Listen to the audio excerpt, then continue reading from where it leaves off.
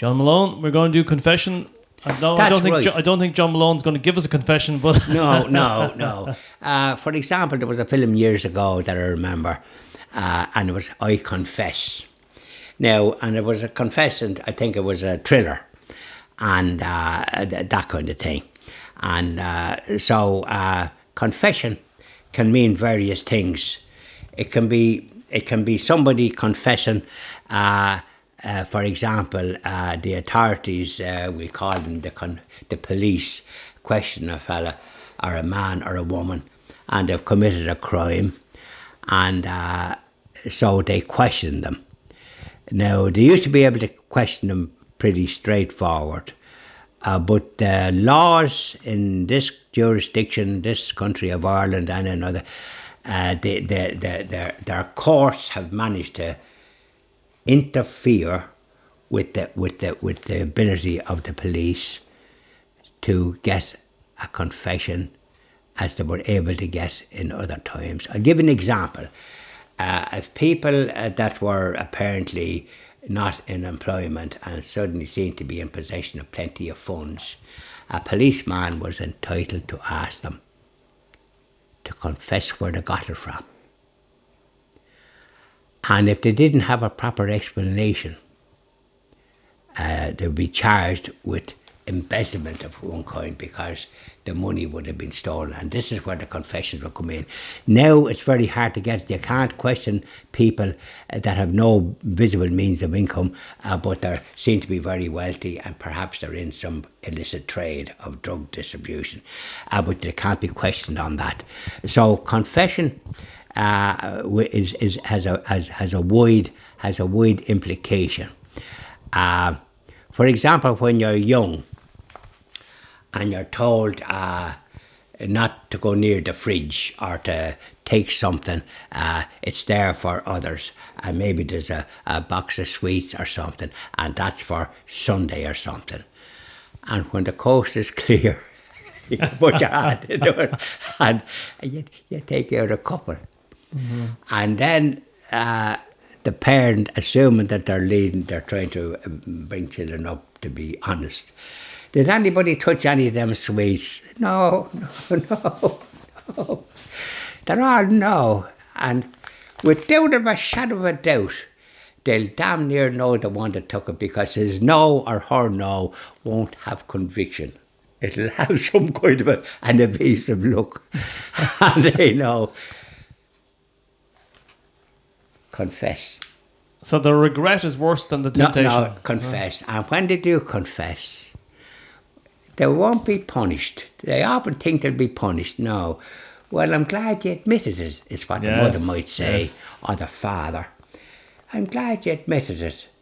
Well, okay, you took 2 sweets and you've admitted it.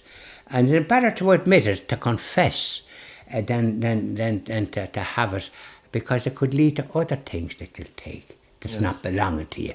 So I thank you for that, and let it be a lesson. Now, the others will get 2 sweets.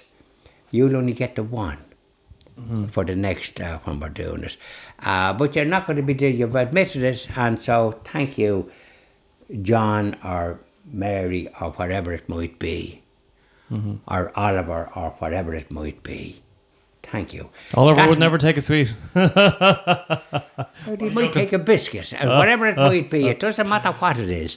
But once the parent says, who took something, did anybody? And usually the face gives it away. For example, when I was young, they used to want to get me to go to devotions and that, because there was quite a lot. And I'd often sort of go down and off down somewhere. And I'd be not that anxious to be going. And then maybe when I go home and say, where are you going? Who said, and was that the finding out who said what and what was there? Oh, yes, so-and-so, yes. And was that so? Are you sure you were there? And your eyes and everything give it away. They knew you weren't. Oh, well. So you had to confess. Yeah. And when you did that, then your own personal thing, as long as you don't get away with anything. And I never got away with anything, no matter what because it was always found out, obviously the eyes gave it away, or something gave it away, or somebody saw you. Mm-hmm. Correct. And when you said you're somewhere else and they saw you somewhere else, this is it. So you have to be careful. That's confess. Now, of course, you're a Christian. Now, atheists will have to follow the other rules that I was talking about. But Christians, be they Catholics or from some other denomination, have facilities to confess. If they have gone astray in some ways in their personal lives as they're adults and even as their children. Because we all go astray. And when for the Catholics, when they confess it in confession, there's a relief. They get absolution, which is it's not just the priest or whoever's doing it in the Catholic faith, it's in vino Christo, he's doing it for that. But you're free then, at least for that time, and you have a purpose of repentance, but sometimes you don't, you go and do the same thing again. Now, the other Christian religions probably have something similar, because they attend their duties, and part of their duties is to attend once a week. In these other denominations, the Anglican Church and the Methodist Church, the Presbyterian, not a whole heap of the other ones that's about. And they do lead good lives. And Jehovah's Witnesses, they lead good lives. So they might have a system, if they do commit a sin, that they confess, probably to the higher power, or maybe they might do it some other way, but they do confess. So confession has wide implications from the time that you come to any kind of when you come to grow up, and that you're capable of taking something that doesn't belong to you as a young age. We were all suffering from that, and if there was something there gawking at us, we would leave to put our hand on it. So we were all like that, and now as we grow up, we have to be doubly careful, because we still have the same tendency. But if we were brought up that way, we're at least we're saved a bit, And even if we do go astray, well, we can confess it. Well, do you know what? In the workforce, when you confess, what you're really saying is, I was wrong. Yes, but that's a great thing for you. I know it is, but what I'm getting onto is that in the workforce, people find it very, very difficult to say they were wrong. This is what I've noticed over the years, right? Correct. You can be in an office full of people, adults, right? And they will find some excuse. They've done something wrong. They've wronged you, whatever they've done, right? But they will not admit it, and they'll find some way to blame someone else or do something else. Correct. And it's very easy to say, I was wrong. And I came across it in one job there a couple of weeks back. A major thing was going on. I won't mention the organisation. No. But it was something quite serious, and the IT manager made a serious mistake, serious error. Right. And there was 5 people below him. They would be like line managers, and it was plain obvious that he made a mistake, but he couldn't admit it. Well, you see, then he shouldn't be a manager. Yes, and they resented him for it. And what happened then was they had a cutthroat conversation in the office about him, and they resented him because it was plain obvious, and it was plain obvious to me as well, that what he had done was completely wrong and was quite serious, right? But he couldn't admit it. He found a scapegoat. Well, you see, then he's just, that's an example, and that's a serious example. It is, absolutely. Yeah. If he was brought up properly, first of all, if he made a mistake, and we make mistakes sometimes, and it could be serious too, and that's serious. The first thing is to say mea culpa. For anybody who doesn't know, John, what mea culpa is? Well, that's my fault. My fault. Latin, mea culpa, mea maxima culpa. Well, you see, I did Latin at school. You did. Some people did Greek. Oh, very good. My friend that was with me for a few days there, he got honours in Greek. Wow.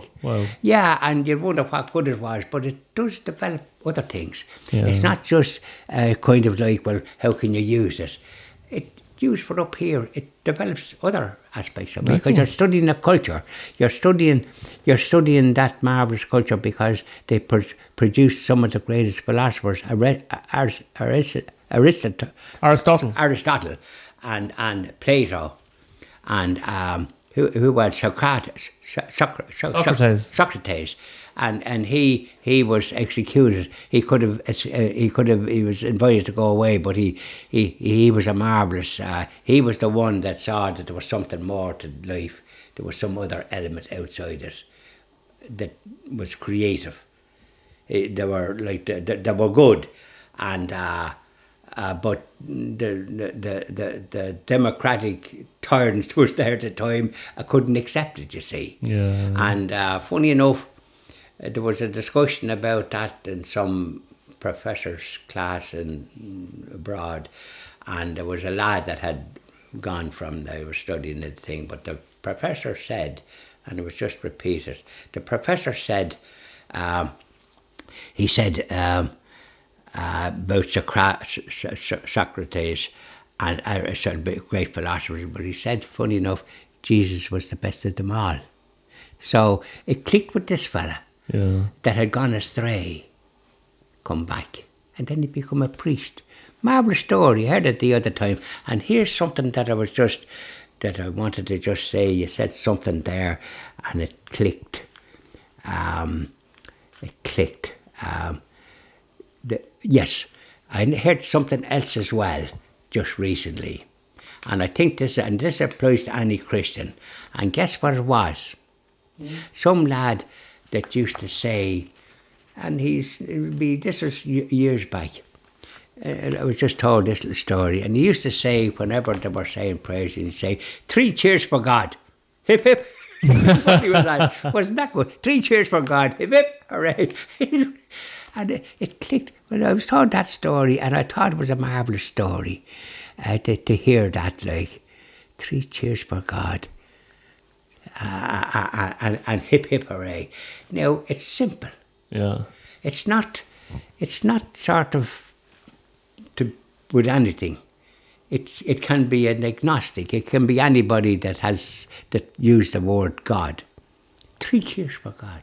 It's not a marvellous phrase to finish up on as regards what we're after been talking about. It is indeed. Thank you very much, John. Thank you very much, Oliver.